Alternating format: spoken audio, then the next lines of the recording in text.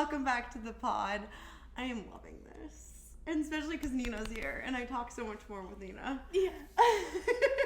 All of her unhinged, hidden personality traits finally come out because I'm loud as hell myself. It's true. It's true. It's contagious. It's true. It's very contagious. She unlocks this door in me. I say things and I'm like, oh dear God, I didn't even know that was in there. She has me cracking up all day, every day. Like, by the end of the day, my asthma just kicks in. I'm just wheezing. Because it's just so funny. Not the asthma. Oh, yeah. Old man smokers coughing everything. Oh, my gosh. I can't. I don't even know what it is, too. I just say whatever is on my mind. There's no... The filter just goes flying out the window the moment I get in your car.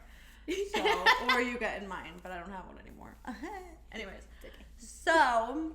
We are talking today about energy. And about protecting our energy. And so why don't you start us with how this all started, this conversation of energies. Yeah. So should I use characters or not? Yeah, we love characters. Okay. Let's say that I had an ex-boyfriend. No. That's the truth. I had an ex-boyfriend. And I fully we were engaged once upon a time. We were together for 5 years, and to a 20-year-old, that's a very long time. That's a quarter. 1/4 of your life. Yes, that's the whole fourth of your life. And it's a very vulnerable time in your life. And let's call him John. And my mom, because I lost my dad really young, so having that masculine energy in the family, because John did a lot for my family. He was always there for us. Whenever my mom even just wanted company, wanted him to come over to eat dinner with us. We included him to be a huge part of our family. Yeah. And when we were younger, my mom, because we're foreign, we're not from here, and our family is spread all throughout the world. So we travel a lot, and he's never even been on a plane before. He's a little less than 2 years old. Still to this day? Till this day. He's never been on a plane before. And this was I did not realize that. Yeah, that's another reason why it's so significant. So what ended up happening was my mom, from when he graduated high school, which was a few years ago, even up until now, birthdays have passed, and my mom had always promised him that she would take him on one of these trips to be able to experience the world, fly in a plane for the first time, experience different foods and cultures, and breathe in the different airs and hear the different accents. There's so many different things that come with learning new experiences when you travel. Yeah. And my mom was that's something that everyone should have, and she wanted to be able to gift him with that. Yeah. And he also played such a significant role in our family, distant family included. They absolutely adored him from what they knew. Yeah. And so we decided that even though we're split, we decided that we were going to go on a trip for my birthday. And we're not exclusive. We had no plans of being exclusive, but just to be able to bring him along, because we were at least cordial enough to be able to go on a trip that without any strings attached. Yeah. We had bought the tickets, and he fully understood that our tickets were not refundable, and he was okay with that. But whenever I would hear him talking about the details of the trip, or even just going on it, he would always make it seem like it was inconveniencing him. So bonkers to me. How is that? What? Especially when it's a gift to you. Yeah. How is traveling for free? Someone offered to pay for you to travel an inconvenience to you. Because he would rather work his 9 to 5 and make money than go on this trip, although he would have been paid for more than half of that for PTO. That's wild. So, I finally talked to him about it, and he would always have these excuses as to why he can't go. And the other thing was that he, losing a parent, I feel like when you have both of your parents in your life, they both love you, you'll cling to the parent that you have left. Yeah. And I cherish my mom, and I take every opportunity I can to let her know that she's loved and that I appreciate her, no matter how hard things have been. And he comes from a broken family, which can sometimes play a part in how he treats others. Yes. I think that his trauma with his own life played a part in how he treats my mom. My mom will want to call him, ask him how he's doing, things like that. Yeah. And he will never answer. He'll always have every excuse in the world as to why he can't pick up her phone call. I don't like answering people's phone calls. I'm a texting kind of person. Well, if she texts you, you're not going to say anything either. He says that to her? He says that to me to let her know. I can't. Yeah. So Basically, he decided that he wasn't going to go anymore, and I had to break that news to my mom, but... To the trip. He was not going to go on the trip. Yeah. And remind me where this was again? We were going to go to Australia and to Fiji. Fiji! I'm sorry, I can't go. I need to work. I can't go to Fiji. I'm only going to get The thing is, I get it if you have, like, kids to provide for. Okay, I get it. Bills to pay, like... You can't take off a month of work because you'll lose all that money, and like realistically, like you just can't do it. I get that, but that's not the situation here. Yeah. He was gonna miss 1 week, and he doesn't have mouths to feed. Yeah, so that's just interesting. He has no obligations here besides his PC. He's a gamer. And the fact that he couldn't bring that along with him. Oh no! Yeah, that. Well, that's different. Yeah. Why I can't go to Fiji? I'll miss out on my video gaming. Yeah, although it's as if it's not going to be sitting there waiting for me when I come back into town. I cannot. Oh my gosh. But after talking to my family and talking to my mom, we came to find out that my mom had actually made a lot of reservations at the resort for parasailing, for things like that. Yeah. And we honestly lost a lot of face because he decided not to go just for absolutely no reason. And he didn't even have the integrity to let my mom know, like, hey, like, I won't be able to go. It's okay if you don't even want to give her a reason. You're not obligated to do that for anybody. Yeah. But it's the principle. It's that respect. Like, and for me, I cherish my mom. And I think that if you can't like have that respect for her, considering how much she just cares for you as a person, then you have no point. There's no point in you being in either of our lives 100%. At all. So to me, it was good riddance. You know, it's one less thing I have to worry about. But at the end of the day, it hurt my mom a lot, and I can't stand to see my mom hurt because tomorrow's never promised. My mom's not getting any younger. She had me a little older, you know, older than most parents, and grew up in a totally different generation. So the how we were raised in morality is all different. Yeah.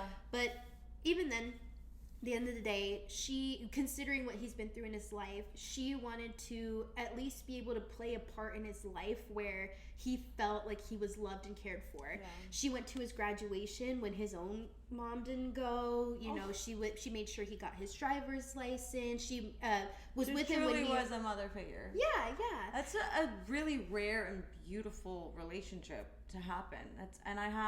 I wanted to do a whole podcast on like interesting, unique relationships, but that's takes the cake right there.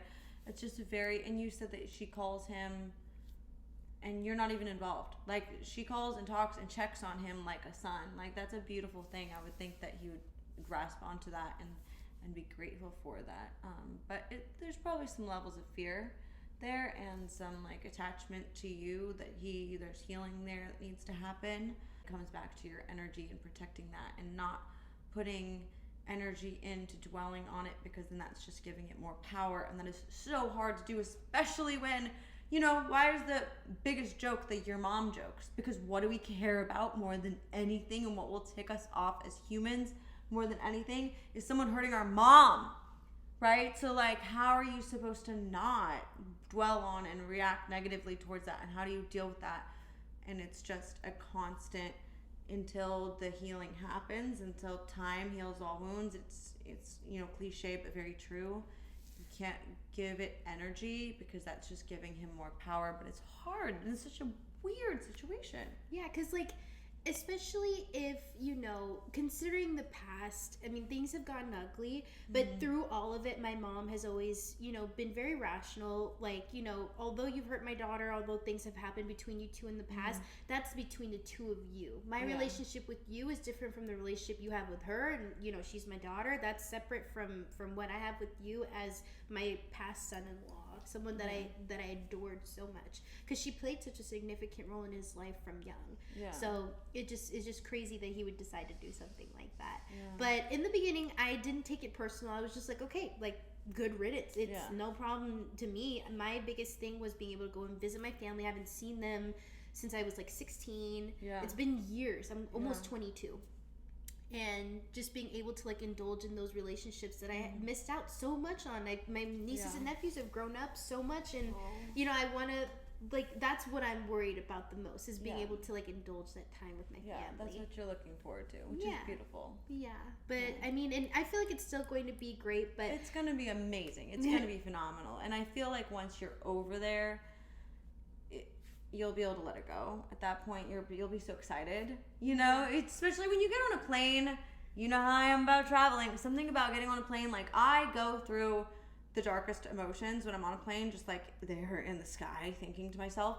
But it's also such a freeing, like you literally, when you fly out of somewhere, I feel like you'll leave it all behind. Yeah. You leave all the stress, you go to a new place, you are changing your surroundings. There's something so powerful about changing your surroundings. And my number one tip for people in the cycle of abuse is change your surroundings. Yeah. And it's the same way with dealing with pain, dealing with heartbreak. Get up and go somewhere, even if it's just for like a weekend, but that's literally what you're doing. This whole thing is about the fact that you are going. So I feel like once you get over there, like you're going to be like, Sylvie, like it's in the past. Yeah. It's definitely not going to be lingering while you're enjoying Fiji and your family you haven't seen in 5.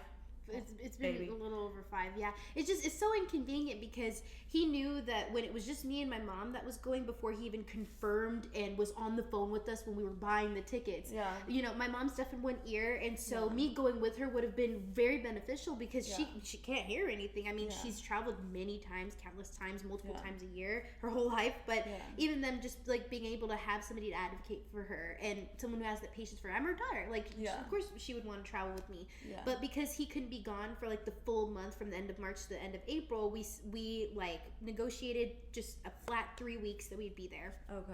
So we were gonna leave like at the beginning of April rather than at the end of March. But now that he just decided to dip, even though he knew the circumstances of me going with him rather than with my mom, like I can't change my departure ticket. So now my mom and I are both leaving at different times and coming back at different times for absolutely no reason. Was he gonna fly with your mom? He was gonna fly with me. So my mom was gonna go on her own, and the only reason why I was going with him was because we had work and I was trying to accommodate his schedule. Okay. Because if not, I would have left in March with my mom. You would have gone with your mom. Mm-hmm. Yeah. So in that case, I would say go try to like call the airlines, because even if they say no, there's always some things you can do if you really squeaky the wheel. Squeaky wheel gets the grease. It's true. I would say. You've been saying so much. Look, you haven't heard that? No. It's 5 o'clock somewhere. Squeaky wheels get the what? Squeaky wheel gets the grease. So like if you're riding a bike and one of the wheels is squeaking, you put oil in there because you can tell that that's the one with an issue. Otherwise, if it's not greased, it starts to scratch. Yeah. So because you hear the squeak, that's the one you're going to put the grease on. You're not going to put grease on the one that's not squeaking. So it's the same way with people. If you speak up and are like, I want this, take care of this, that's the one that's going to get what they want. Yeah. Now it's that's just finding hilarious that you've never heard that. I've never heard that, no. I could listen to you come up with these things like all day. I didn't come up with them. I'm pretty sure this is from like the 60s. Maybe I'm just so much older than you. Maybe I just don't read enough. No, it's definitely not a reading thing, trust me. Really? Because it sounds like something you'd read out of a book. Because it's that old. I'm done. Anyways, okay, guys. Protect your energy. Call the airlines. Get them to give you a refund. Or change your flight. And if they say no, yell at them. I'm just kidding. Don't do that. Just be really firm. Be firm. Be firm. Get what you want. Squeaky wheel gets the grease. That is the theme. Protect your energy. And go to Fiji. That's the... Live your best life. That's the name of the game. Yeah. Be like Nina. You know? Be like Nina. Yeah. We love you. Thank you for listening. Thank you for tuning in. Tune in next week for the pod. The 1-year date or whatever episode this was, because this had nothing to do. The Kraken one. Kraken. That was the last one. Go watch or listen to Cracking Up with Nina, because that's a funny one too. Okay, we love you. Mwah. Good night.